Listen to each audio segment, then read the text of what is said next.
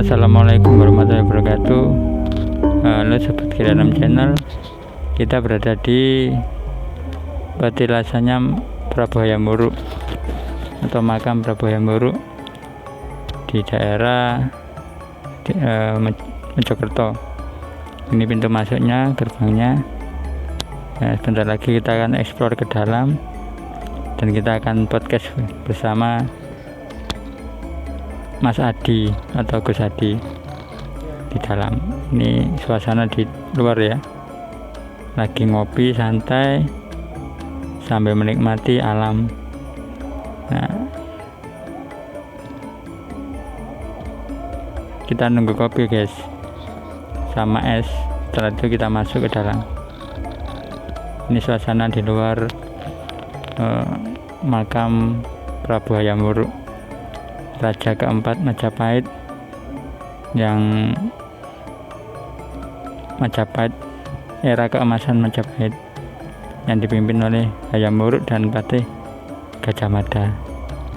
Oke guys, ini dalamnya, kita masih lihat-lihat dari luar. Tempatnya ya lumayan sunyi, enak buat ngobrol ini ya.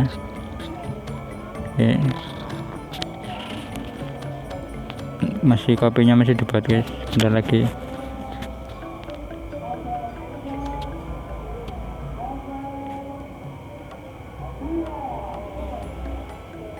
Oke, langsung saja kita masuk ke dalam, monggo. Bismillahirrahmanirrahim. Assalamualaikum warahmatullahi wabarakatuh. Oke, kembali bersama kami di Kiranom Channel. Semoga sobat Kiranom Channel dimanapun berada selalu diberi sehat walafiat, fitaatillah, serta panjang umur, amin. Kali ini kita ngonten lagi loh. Kita dari pagi sudah menjelajah wilayah Majapahit. Tadi di Stinggil, Raden Wijaya, kemudian ke Pendopo Agung, tempat Sumpah Mukti Gajah Mada, dan sekarang ini kita berada di makamnya Raja keempat Majapahit, Prabu Hayam Wuruk.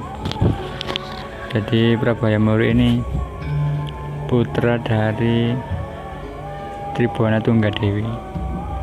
Tribhuwana Tunggadewi putri dari Raden Wijaya. Kok bisa raja keempat? Karena Raden Wijaya itu memiliki tiga anak. Yang satu anak dari Selir, itu laki-laki.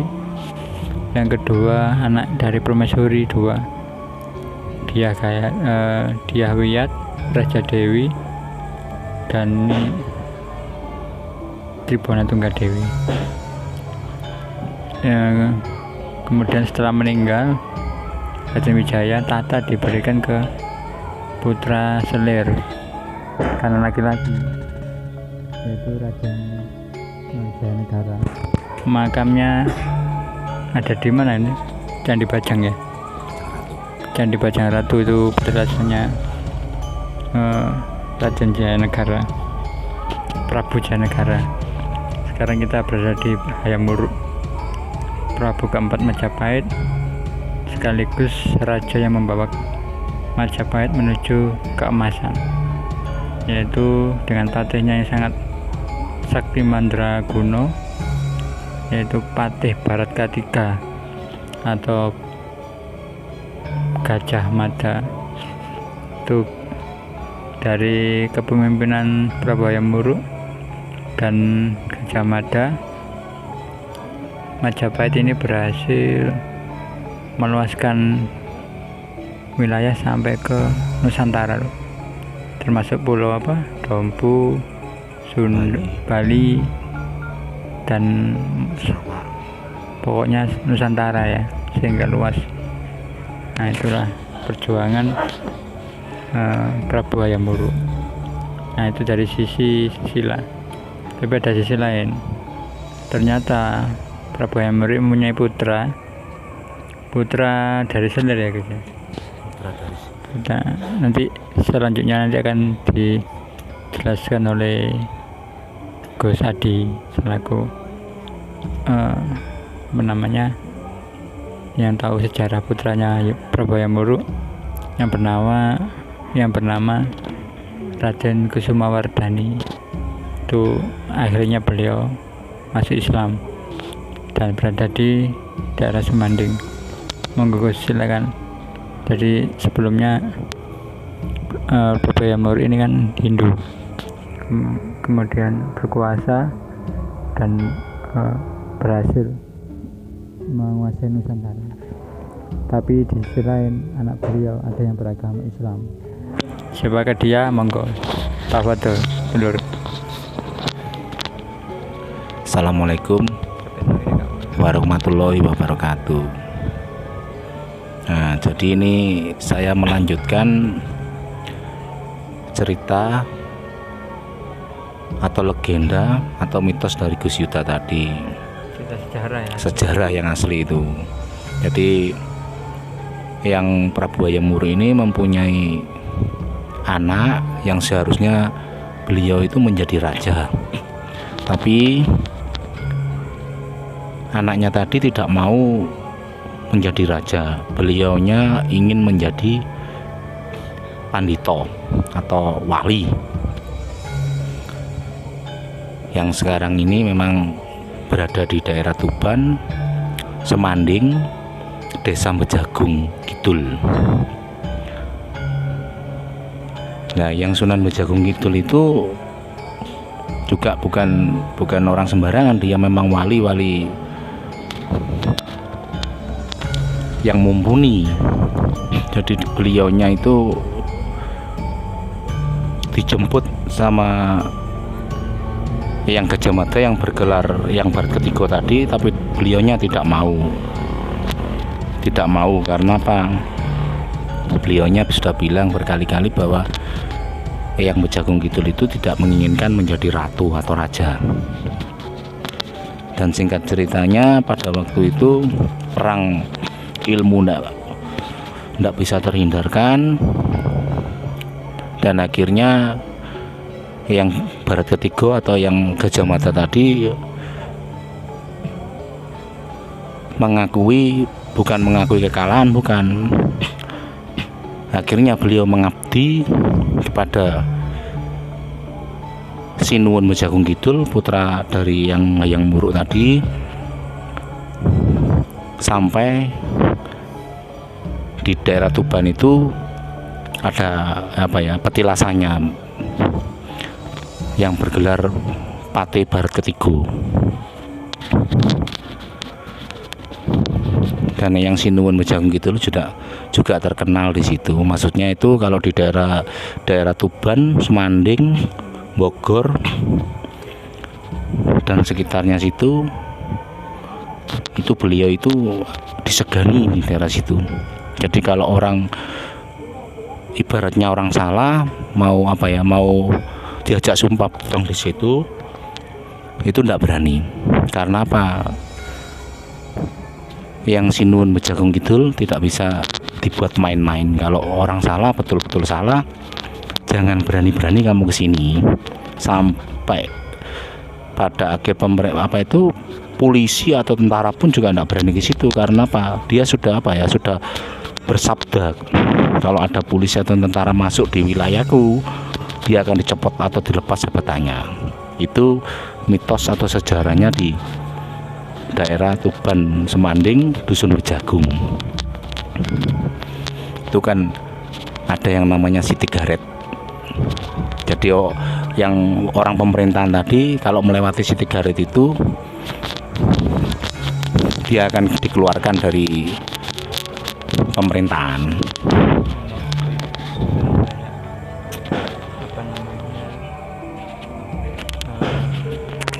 hancur ya karirnya. Hancur, karirnya akan hancur. Itu mitos atau fakta itu?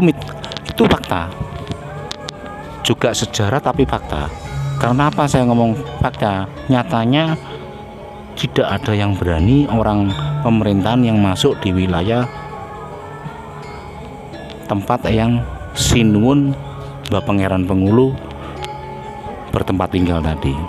Makanya itu ya apa namanya, di situ itu jarang sekali kayak para pejabat atau pegawai-pegawai yang saya lihat ya, pas ketika saya di situ ya, Betul, itu hampir tidak pernah ke situ ya. betul. Itu mungkin apa karena itu? Karena sumpahnya yang Sinuwun Mbah Pangeran Pengulu atau yang Bejagung Kidul tadi.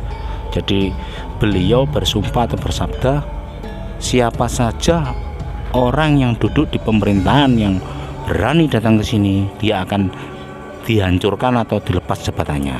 Itu maksudnya itu pemerintahan orang yang berpangkat atau termasuk pemerintahan pegawai kontrak? Nggak, intinya sabdanya tadi untuk orang pemerintahan.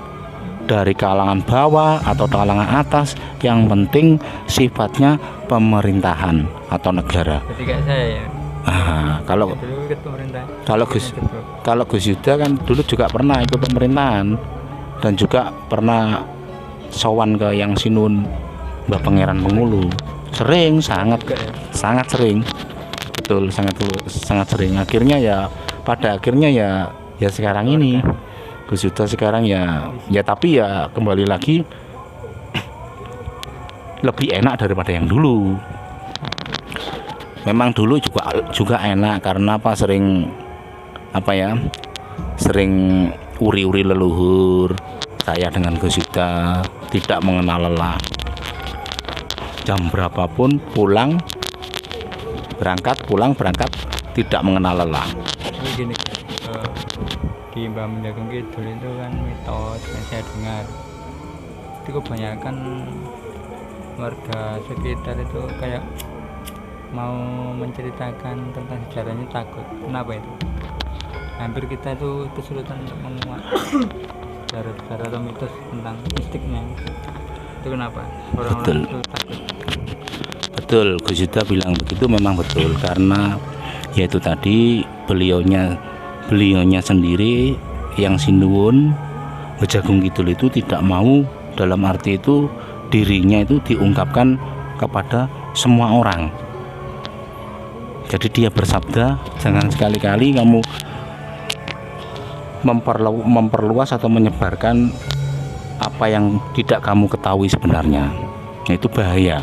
Kalau wilayah daerah Tuban, Semanding, sekitar situ semua sudah pada tahu siapa beliaunya dan tidak bisa dibuka rahasianya sampai sekarang. Saya itu di pemerintahan juga kan orang Semanding.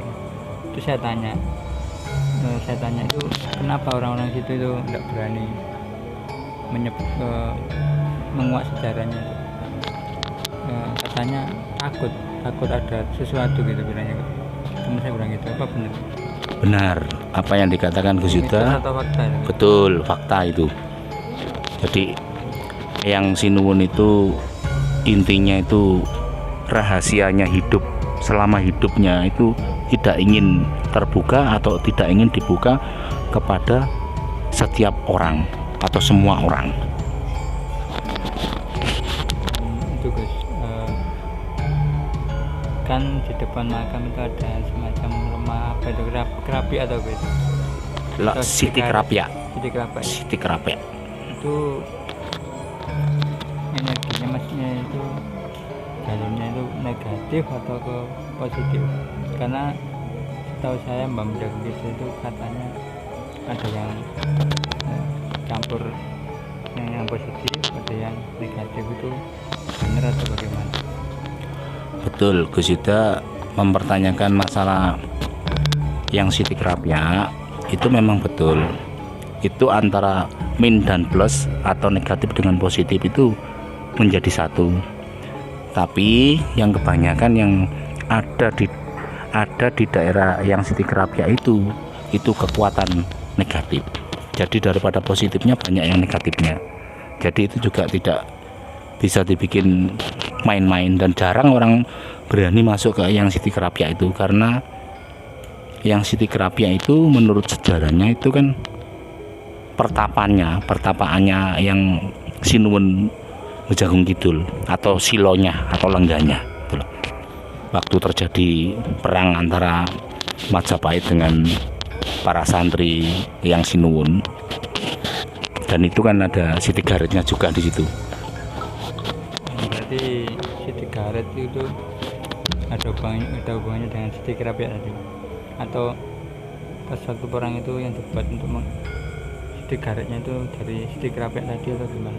Betul, yang dibikin gini, yang dibikin Siti Garet itu, yang setahu saya sejarahnya itu dia menggunakan pusaka keris Luk 7. Makanya mitos daerah Tuban Bejagung Kidul itu siapapun yang punya keris Luk 7 itu tidak akan enak hidupnya. Karena apa? Itu yang dibikin garis, yang namanya Siti Garet tadi kan menggaris supaya pasukan Majapahit tidak bisa memasuki daerahnya beliau, daerahnya Sinuwun Pangeran Pengulu.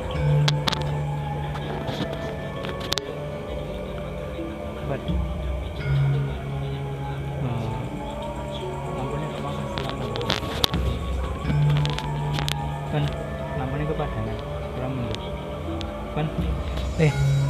Lampunya kurang mundur. Kurang Mundur mundur. mana? Kayak mau le.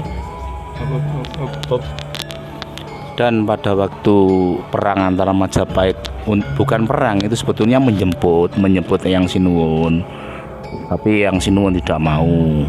Dan waktu itu banyak pasukan Majapahit yang datang untuk menjemput beliaunya tadi. Itu gurunya yang Sinuwun atau Sinuwun Pangeran Pengulu tadi itu mengucapkan itu bukan prajurit, itu ngono gajah. Akhirnya semua jadi gajah. Makanya sampai sekarang kan ada di situs-situs patung gajah. Oh, berarti gini, maksudnya sabda jadi gajah atau berubah jadi batu, gajah terus jadi batu gitu. Hanya gitu kan gajahnya berubah batu. Yang kita pernah ke situ kan memang ada pasukan gajah tapi menjadi batu semua. Bukan, itu benar memang prajurit, cuman disabda dengan Sinuwun atau gurunya tadi itu bukan prajurit, itu gajah le. Akhirnya semua prajurit tadi berubah menjadi gajah.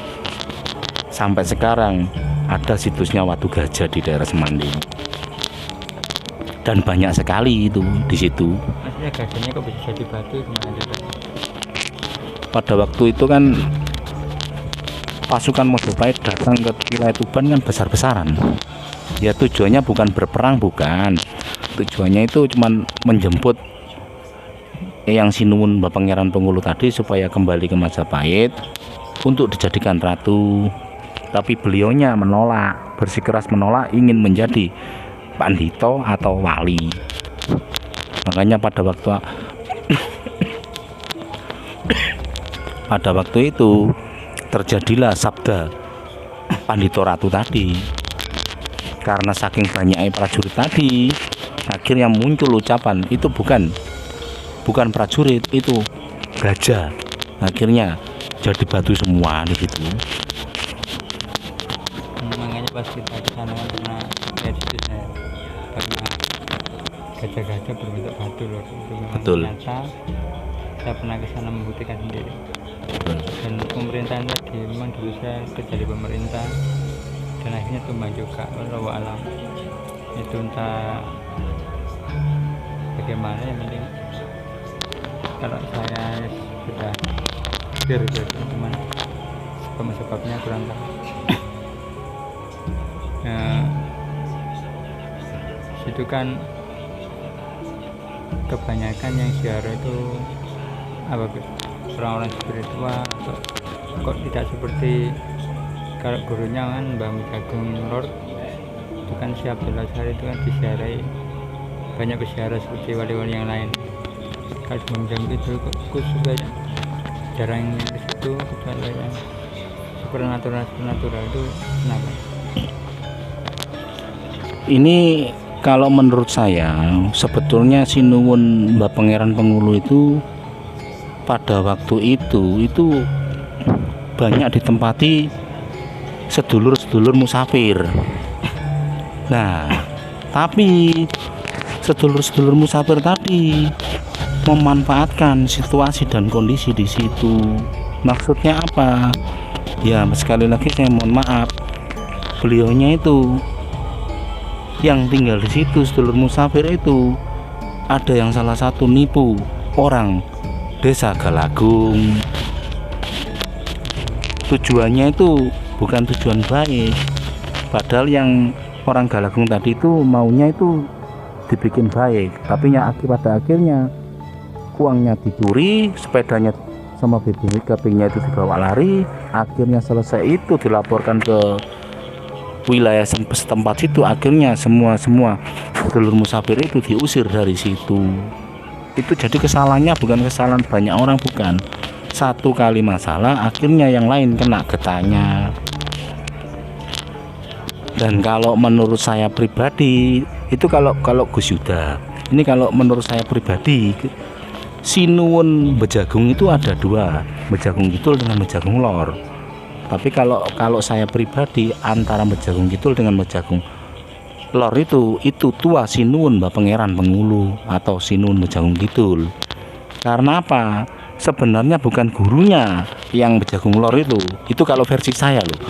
Itu Bejagung Lor itu putunya, bukan gurunya, putunya itu. Yang asli gurunya yang Sinuwun Mbah Pangeran Pengulu itu